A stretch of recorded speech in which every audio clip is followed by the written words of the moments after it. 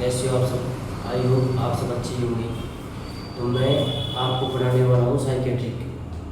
और ये psychiatric only for है बीएससी नर्सिंग के 6 सेमेस्टर वालों के लिए, और जो जेएनएम नर्सिंग के सेकेंड ईयर हैं उसके लिए। क्या क्या इसके डिसऑर्डर हैं, तो आज की क्लास में हम ओनली फॉर ये जो साइकेट्रिक की टर्मिनोलॉजी है ना यही पढ़ेंगे। साइकेट्रिक वर्ड कहाँ से आया, किसने दिया, बाकी जो इलनेस है और मेंटल डिसऑर्डर है ये अपन नेक्स्ट क्लास में पढ़ेंगे।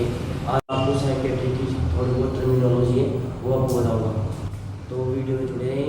साइकेट्री बता दूँ, साइकेट्री को बताने से पहले मैं आपको ये लेके चलूँगा कि फर्स्ट ईयर में आपने पढ़ा होगा साइकोलॉजी। तो साइकोलॉजी वर्ड से आया है साइकेट्रिक। साइकोलॉजी में क्या होता है ये आपको बताता हूँ मैं।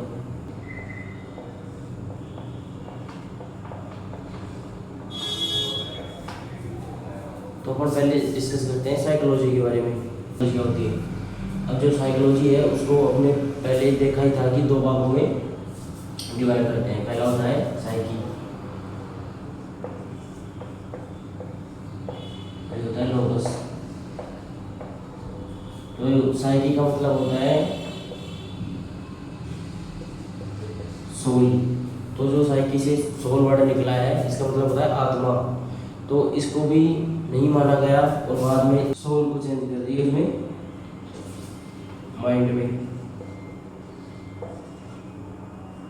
तो इसको बिठा दिया गया। और माइंड के बारे में बताया कि माइंड को देखा नहीं जा सकता, जाना नहीं जा सकता, उसमें जो भी बीमारियां हो रही है या जिसमें उसमें जो भी इलनेस है उसको देखा नहीं जा सकता, तो इसको भी नहीं माने गए। और लास्ट में बात की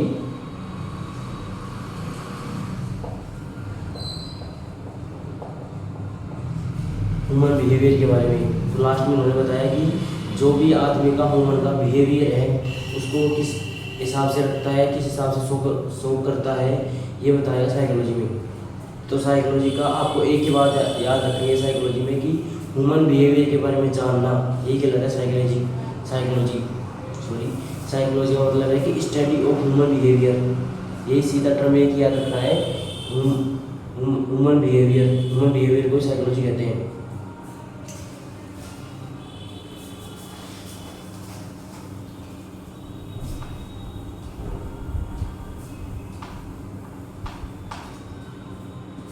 तो आपको कि ह्यूमन बिहेवियर क्या होता है।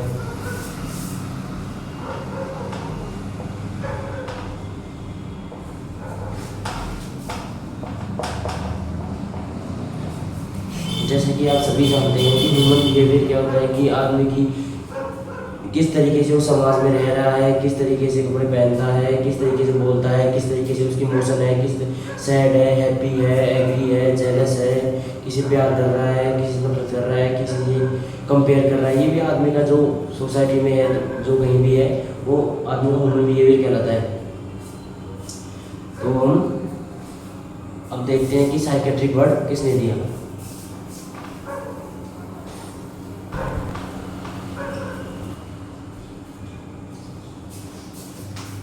हाँ तो दोस्तों, तो अब अपन देखेंगे कि साइकेट्रिक वर्ड है जो किसने दिया।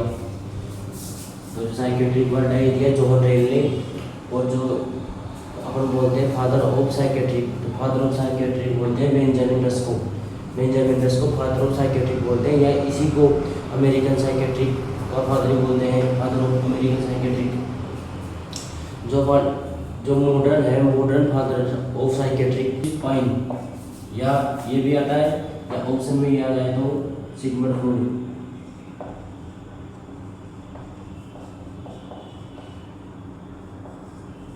अपन सिगमंड फ्रॉइड को भी फादर ऑफ साइकेट्रिक बोलते हैं।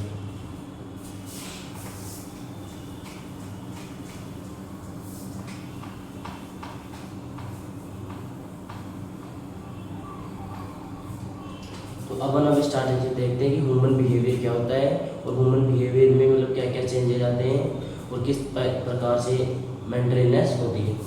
तो अपन देखते हैं कि ह्यूमन बिहेवियर में देखना चाहे तो यही है, इसमें तीन ही चीज़ें हैं, चौथी कोई भी चीज़ नहीं है। तीन एक्टिविटी ऑफ बिहेवियर।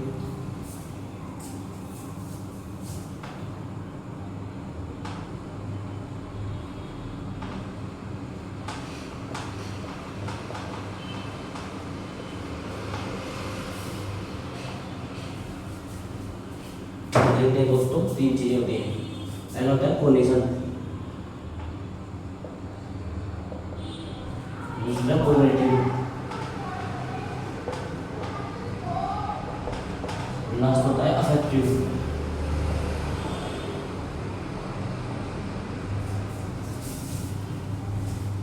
सॉरी,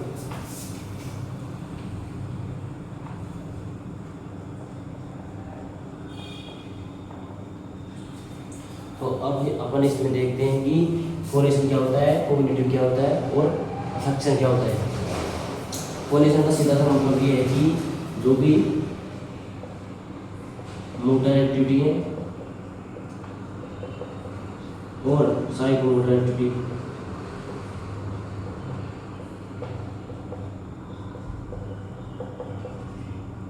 हम मोटर एक्टिविटी से क्या समझते हैं, हम ये समझते हैं कि जो भी अपन शरीर से कर पा रहे हैं, चल पा रहे हैं, भाग पा रहे हैं, वॉक कर पा रहे हैं या जंप कर पा रहे हैं, जो भी अपने शरीर में दूसरा आदमी उनको देख सके, जो भी अपन कर पा रहे हैं प्रोजेक्ट में, जैसे मैं चल पा रहा हूँ, मैं आपसे बोल पा रहा हूँ, तो ये है मोटर एक्टिविटी। साइकोमोटर एक्टिविटी मतलब जो कि ब्रेन से स्टार्ट होती है, जैसे कि मैंने कुछ सोचा, चलने की सोचा तो मैं सोच कर चल रहा हूँ, या मैं सोच कर कुछ बोल रहा हूँ, मैं चल रहा हूँ, कुछ भी कर रहा हूँ, जो भी फिजिकल एक्टिविटी जो दूसरा आदमी मेरे को देख सके, ये होती है साइकोमोटर एक्टिविटी।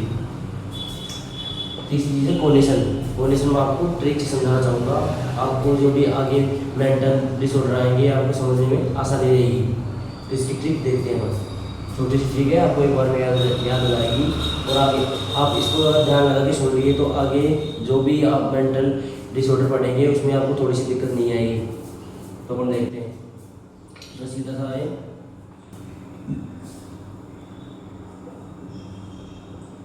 टॉप CM जियो।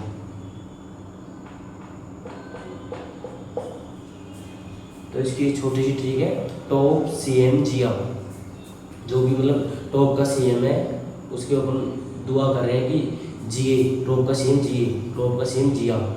ये भी आपको आसानी से याद हो जाएंगी। ठीक है, मतलब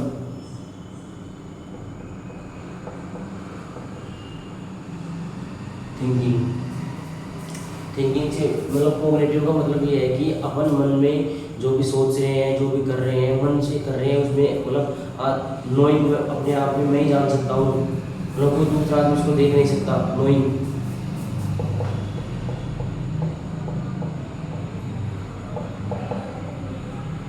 मतलब इसको मतलब मुझे पता है। पहला है थिंकिंग, जैसे कि मैं कुछ सोच पा रहा हूँ, मैं मेरे मन में सोच रहा हूँ कि बच्चे हैं, ये मेरे को अच्छा टीचर समझ रहे होंगे यार, मैं इनके लिए कितना अच्छा हूँ। बच्चे सोच रहे हैं कि ये टीचर कितना ख़राब है या कितना गंदा पढ़ा रहा है, ये बारे में सोच रहे हैं, तो ये है थिंकिंग। दूसरा है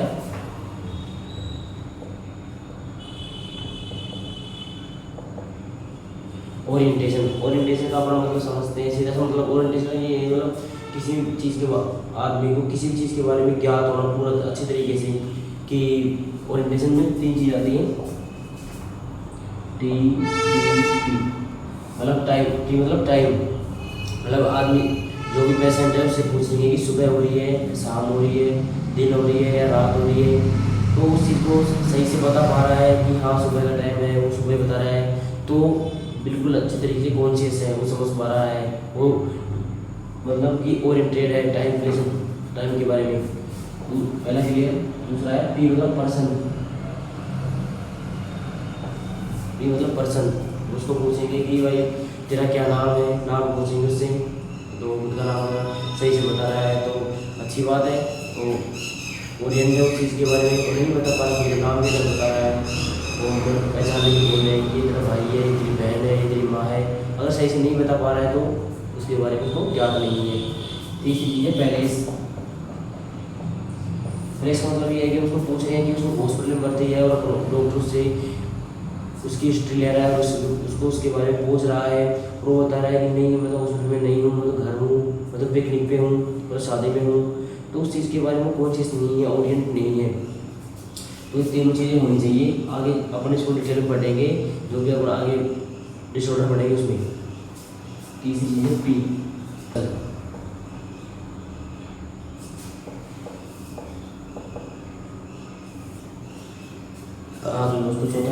तीसरा है पी। पी का मतलब है कि परसेप्शन, मतलब आदमी किस चीज़ को क्या परसीव कर पा रहा है। परसीव का मतलब ये थोड़ी है कि वह किस चीज़ को परसीव कर पा रहा है। परसीव का मतलब अपन ये बता सकते हैं दोस्तों कि वह अपने जो भी चारों पास हो सेंस ऑर्गन है अपने, उसके बारे में उससे वो चीज़ों को पता लगा सके। जैसे कि मैं आँखों से आपको देख पा रहा हूँ, मुंह से बोल पा रहा हूँ, जीभ से स्वाद ले पा रहा हूँ, कानों से सुन पा रहा हूँ, इसकी से टच हो मेरे को टच हो रहा है, उसको मैं महसूस कर पा रहा हूँ। तो उन्हें खुद के सेंस ऑर्गन के बारे में अच्छी तरीके से पता होना चाहिए। तो ये है परसेप्शन। ये आगे कोई भी इसको भी देख लेंगे। इसकी मतलब कॉन्शियस। चौथा है कॉन्शियस। कॉन्शियस का मतलब ये है कि वो आदमी खुद के बारे में जान पा रहा है कि नहीं जान पा रहा है, उसको उस चीज़ का होश है कि नहीं है। मतलब कि और अपन उस आदमी को टच कर रहे हैं, उसको पता लग रहा है कि वह कॉन्शियस है कि नहीं है। अगर वह सो रहा है और उसको अपन किसी चीज़ से पिंच कर रहे हैं, उसको फील हो पा रहा है, उसे जग पा रहा है, उस चीज़ का रेस्पॉन्स दे पा रहा है, तो ये कॉन्शियस। इसको तो आगे देख रहे हैं। एम मतलब मेमोरी।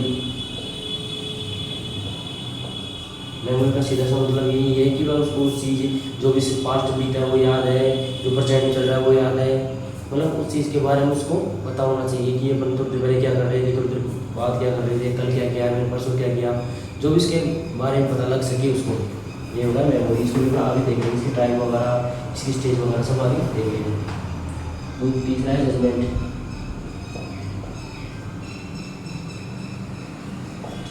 जजमेंट मतलब ये है कि मतलब जजमेंट, इससे वर्ड से पता लगा जजमेंट मतलब वो डिसीजन ले सके उससे किसी भी चीज़ के बारे में। जैसे कि मैं बोल रहा हूँ कि तुम सीधे चले जाओ और रास्ते में कुआं है, तो उसको खुद को इतना पता होना चाहिए कि कुएं से बड़ा को साइड में जाना है।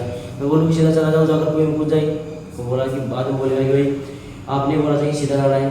भाई इतना तो खुद को भी वो पता होना चाहिए कि कुआं है तो उससे साइड में निकल के जाना है। तो जजमेंट। तीसरा है आई, इनसाइट।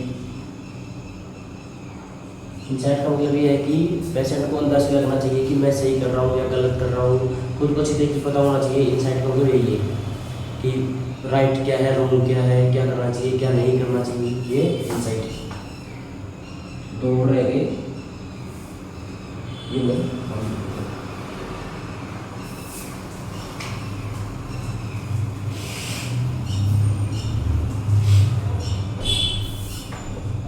ठीक है जी।